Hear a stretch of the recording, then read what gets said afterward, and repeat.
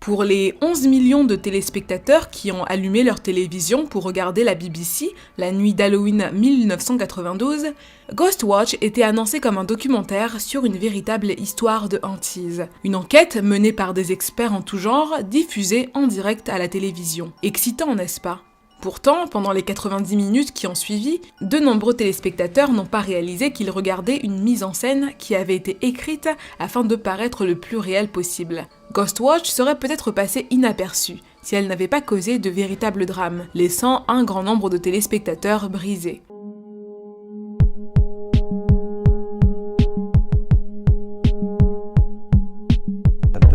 The usual dissection of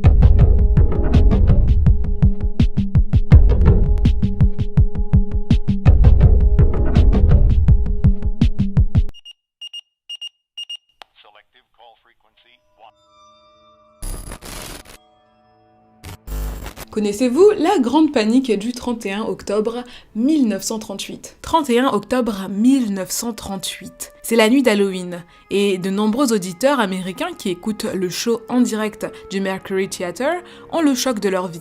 En écoutant l'acteur Orson Welles jouer une scène de science-fiction, La guerre des mondes, par Herbert George Wells, de nombreux auditeurs ont cru entendre un vrai fait divers, un journaliste couvrant des événements en direct. Ils croyaient que le monde était attaqué par des forces extraterrestres qui étaient arrivées en masse sur Terre pour la conquérir et pour réduire la race humaine en esclavage. Bien que Wells ait débuté l'émission en déclarant qu'il s'agissait d'une mise en scène, l'histoire a été racontée en utilisant constamment le mot en direct, ce qui a fait croire à de nombreux auditeurs que ce qu'ils entendaient était un vrai scoop sur une prise de pouvoir de la Terre par des extraterrestres. En raison de la qualité du scénario, les auditeurs qui croyaient que l'émission présentait des événements en direct et réels ont commencé à descendre dans les rues et des émeutes ont éclaté dans de nombreuses villes du pays. Même si on considère aujourd'hui que les journaux de l'époque avaient largement exagéré le phénomène d'hystérie collective, les émeutes, cette petite anecdote me permet de vous introduire en douceur au sujet du jour. Faisons un tour en Angleterre en 1992. Ce n'est pas une soirée comme les autres, on est le 31 octobre 1992 et c'est la soirée d'Halloween, vous l'avez deviné. Ce soir-là, la BBC, une chaîne britannique bien établie, bien connue, bien crédible, diffuse une émission appelée Ghostwatch. Et donc ça fait quelques semaines que Ghostwatch est programmé, des millions de Britanniques s'installent confortablement dans leur petit canapé pour une soirée qui, d'après eux, sera une soirée pleine de frissons. Qu'est-ce que Ghostwatch ? Ghostwatch est une émission en direct, ça ne se faisait pas beaucoup à l'époque, mais c'est une émission en direct dans laquelle les téléspectateurs pourront suivre une équipe de détectives paranormaux dans des lieux prétendument hantés. Et le clou de la soirée, le point culminant, est la visite d'une véritable maison hantée. Il faut savoir que le programme est fictif et il est le fruit de l'écrivain d'horreur Stephen Volk. Stephen Volk voulait à l'origine créer une sorte de petite série en 6 parties et puis finalement il a décidé de profiter des vacances d'Halloween pour créer un show live, un show qui est pour les téléspectateurs à ce moment-là bien réel. Le problème est que Volk a peut-être trop bien fait son travail. De nombreux téléspectateurs n'ont pas su différencier le vrai du faux et cela a eu des conséquences désastreuses pour certains. Car contrairement à la guerre des mondes, plus de 11 millions de personnes ont regardé l'émission de Volk et certains ont tellement été effrayés qu'ils ont été amenés à recourir à des actions fatales. Ghostwatch était présenté par 4 animateurs. On avait Michael Parkinson, qui était une figure bien connue de la BBC. On avait Sarah Green, une animatrice populaire d'émissions pour enfants.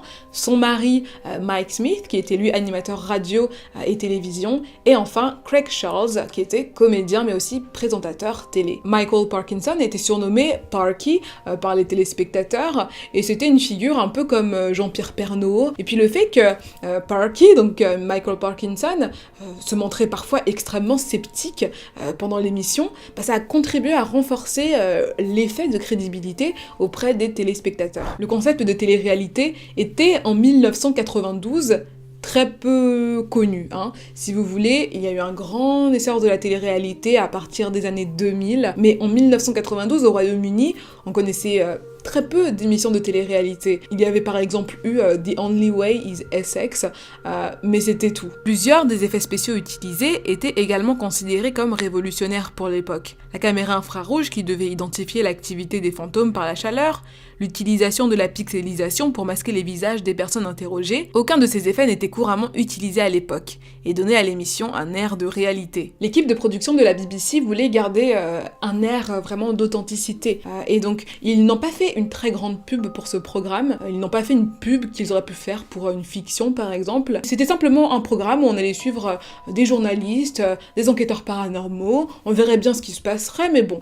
Voilà quoi, on ne promettait rien. Et la seule mention du côté fictif de Ghostwatch a été mentionnée dans un article du Radio Times, un long article où on présentait notamment Michael Parkinson comme un des animateurs de l'émission. Mais parmi les téléspectateurs qui ont lu l'article, on ne sait pas combien étaient au courant du fait qu'on parlait là d'une fiction. Est-ce que le mot feuilleton leur a parlé, puisqu'ils ont parlé d'un feuilleton? Je ne suis pas très certaine de ça. De nombreux téléspectateurs, que ce soit les plus jeunes ou les plus âgés, ont cru que parce que Ghostwatch était diffusé à la télévision qui était encore vue comme une entité toute puissante, incroyable, en qui il fallait croire absolument, du coup beaucoup de gens se sont dit forcément c'est vrai. C'est forcément vrai. Chaque animateur avait son rôle. Michael Parkinson était en studio et donc il s'entretenait avec des experts du paranormal. Sarah Green était dans la maison des Early, dans la maison prétendument hantée. Mike Smith, lui, s'occupait de gérer un peu les lignes téléphoniques, de prendre les appels les plus intéressants pour les diffuser aux téléspectateurs. Et enfin, Craig Charles était un peu l'enquêteur sur le terrain, qui interrogeait des gens dans la rue, qui les interviewait en leur demandant s'ils croyaient à toutes ces histoires de fantômes. Et les gens étaient souvent froids et ils n'avaient pas envie de répondre, ou alors ils disaient que c'était vraiment n'importe quoi. Donc voilà comment étaient dispatchés les membres de l'équipe. La première moitié de l'émission était plutôt calme, voilà comme on peut s'y attendre. On avait Sarah Green et Craig Charles qui interrogeaient des gens dans les rues de Northolt. Il y avait des enfants qui jouaient en arrière-plan, vraiment quelque chose de très naturel, très authentique. Des gens commençaient à leur dire que dans le voisinage, effectivement, il y avait une maison qui était apparemment hantée. Dans le même temps, il y avait Mike Smith qui recueillait les appels de téléspectateurs, beaucoup de gens qui disaient qu'ils croyaient au paranormal ou qu'ils n'y croyaient pas du tout. Voilà, il y avait une forme de dynamisme dans la structure de l'émission qui faisait que on avait ce côté qui est très moderne, d'avoir l'avis du téléspectateur. Au fur et à mesure, donc, on introduit le groupe de chercheurs paranormaux. On explique aux téléspectateurs que ce petit groupe-là s'est concentré sur une maison en particulier depuis plusieurs mois, une maison qui est apparemment très hantée. Ce serait la maison la plus hantée de Grande-Bretagne, et Pam Early et ses filles, Susan et Kim, qui y vivaient depuis un moment déjà, auraient même donné un nom en fait à ce fantôme, Pipes, parce qu'il se manifestait en frappant dans les tuyaux. Et les appels affluaient, beaucoup de gens disaient que « Ah, bah oui, je connais cette maison, il y a un chien qui est mort dedans », ou alors des gens se sont suicidés à l'intérieur, voilà. Tout cela contribuait à créer l'angoisse au fur et à mesure. Les jeunes filles étaient totalement terrifiées de ce qui se passait autour d'elles, parce que le fantôme a commencé à se réveiller à un moment, et il aurait même tenté de posséder les enfants. C'était un grand chaos. On voyait aux mines des journalistes qu'ils ne comprenaient pas ce qu'il se passait, ils jouaient absolument extrêmement bien leur rôle. Et environ 1 heure après le début de l'émission, Michael Parkinson a averti les téléspectateurs du fait que l'émission allait continuer, que les émissions programmées après Ghostwatch seraient supprimées en raison d'événements extraordinaires. Voilà, il fallait qu'ils continuent à couvrir ces événements extraordinaires. Vers la fin de l'émission, certains journalistes étaient possédés, le fantôme avait pris le contrôle des caméras de télévision, la police est arrivée sur les lieux, c'était un très grand chaos. Et là, à la fin de l'émission, on a un Michael Parkinson qui est totalement choqué de ce qui se passe, il ne comprend pas bien, et puis pour renforcer la crédibilité du show, il termine l'émission avec une phrase toute simple, parce que forcément dans ce cas-là, il n'y aurait rien de programmé, et il dit « écoutez, voilà, là... l'émission est terminée, je vais vous laisser avec le programme qui va suivre, c'est du football, voilà. Et puis voilà, la caméra coupe comme ça. Et il n'y a aucune explication qui est donnée pour toutes les scènes qui se sont passées auparavant. Ghostwatch était non seulement le programme le plus regardé en Angleterre le soir d'Halloween 1992, mais il a également reçu, presque immédiatement, la réputation peu glorieuse d'être le plus critiqué. Dans les semaines qui ont suivi la diffusion du pseudo-documentaire, les événements ont pris une tournure encore plus sombre que l'émission elle-même. La BBC n'avait plus que 5 opérateurs téléphoniques actifs après la fin de l'émission, et tous ont été rapidement dépassés par les milliers d'appels de plaintes qui affluaient. Selon une spectatrice, le stress causé par l'émission avait déclenché son accouchement. Un pasteur avait téléphoné disant que, même s'il avait réalisé que l'émission n'était pas réelle, il pensait que la BBC avait peut-être réveillé des forces démoniaques. La BBC a fait le choix de diffuser un bref message rappelant aux téléspectateurs que l'émission était fictive. Mais il était un peu trop tard. Le show avait causé des dégâts imprévus qui allaient bientôt être mis en lumière. Lors d'une interview ultérieure, la parapsychologue Susan Blackmore a déclaré « La BBC a traité son public de manière injuste. C'était horrible de voir la détresse des filles, réelle ou fausse. J'ai trouvé cela trop long et même quelquefois insupportable. L'absence d'avertissement adéquat était irresponsable. » 18 mois après la diffusion de Ghostwatch, les médecins d'une unité psychiatrique de Coventry, Dawn Simons et Walter Silvera, ont soumis au British Medical Journal un article enregistrant les premiers cas de stress post-traumatique causés par l'émission. On avait des individus très jeunes, 2 petits garçons de 10 ans, et l'un de ces petits garçons avait apparemment été tellement traumatisé par l'émission qu'il se frappait la tête contre les murs pour faire partir les souvenirs de Ghostwatch. Outre cela, les petits garçons avaient des troubles de la concentration, ils étaient extrêmement stressés en permanence, ils faisaient des crises de panique, ils avaient aussi des troubles du sommeil.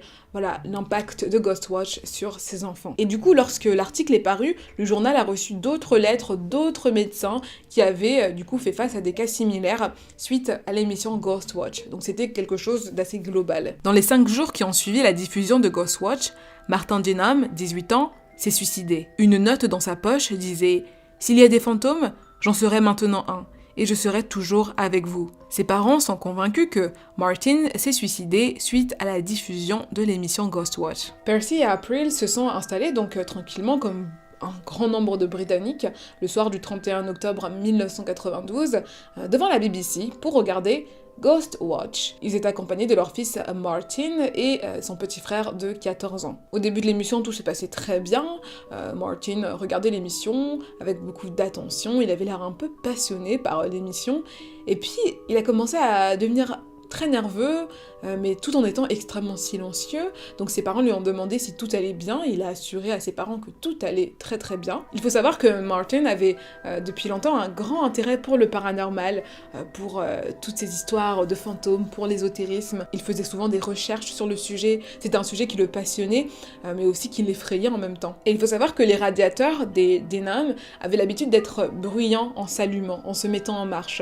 Et il semblerait que Martin ait associé ça à l'esprit de la maison de Pam Early, voilà, qui lui se manifestait dans les tuyaux. Et donc il a refusé de dormir dans sa chambre, il a voulu changer de chambre, il était très très agité, et pour ses parents c'était extrêmement étrange. 5 jours après l'émission, Martin s'est suicidé. Et après avoir lu le contenu de la note que leur fils avait laissée, Percy et April se sont persuadés que c'était l'émission qui avait tué leur fils. Les Dinham se sont battus pour que l'émission fasse l'objet d'un examen judiciaire, ce qui a conduit à une enquête de la Commission des normes de radiodiffusion. La BSC a finalement conclu que la BBC avait le devoir de faire plus qu'une simple allusion à la supercherie qu'elle pratiquait sur le public, et qu'il y avait eu une tentative délibérée de cultiver un sentiment de peur. Elle a en outre jugé que l'émission avait été mal étiquetée, avec trop peu d'avertissements sur le fait qu'il s'agissait d'une fiction. La BBC n'a plus jamais diffusé Ghostwatch, et l'a d'ailleurs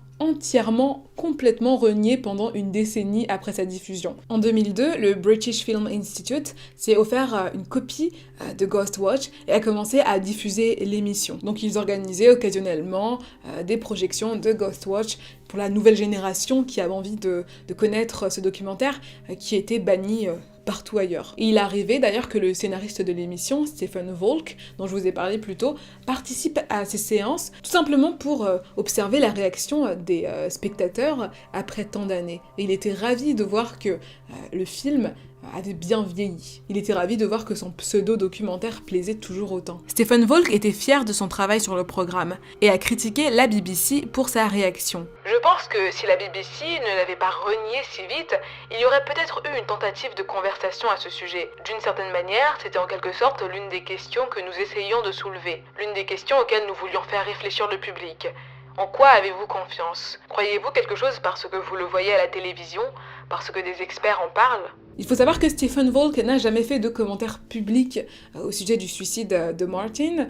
Il a dit que c'était parce qu'il ne voulait absolument pas s'impliquer dans une affaire si personnelle, faire du mal à la famille. Et dans le même temps, il s'est beaucoup vanté de son œuvre, en disant que c'était un peu l'œuvre de la décennie. C'est le créateur, on peut le comprendre, mais on peut aussi constater un très grand manque de sensibilité pour toutes les victimes collatérales de Ghostwatch. Et le silence et la tentative de prise de distance de la BBC n'est pas mieux. Sur ce point-là, je suis assez d'accord avec Stephen Volk. Peut-être que la BBC aurait simplement de dire, écoutez, cette émission, elle avait un but, on voulait simplement vous montrer qu'il ne faut pas faire confiance aux médias. Je pense que là, la discussion aurait pu être ouverte, et du coup, comme ça, ils auraient pu sauver un peu leur face. Si vous avez regardé la vidéo jusque-là, mettez un petit pouce en l'air. N'hésitez pas à vous abonner si ce n'est pas déjà fait, ça me fait toujours plaisir de voir des nouvelles personnes s'ajouter à la famille. Dites-moi également ce que vous pensez de cette histoire. Moi, je vous retrouve la semaine prochaine, même jour pour une nouvelle vidéo. Et en attendant, prenez bien soin de vous.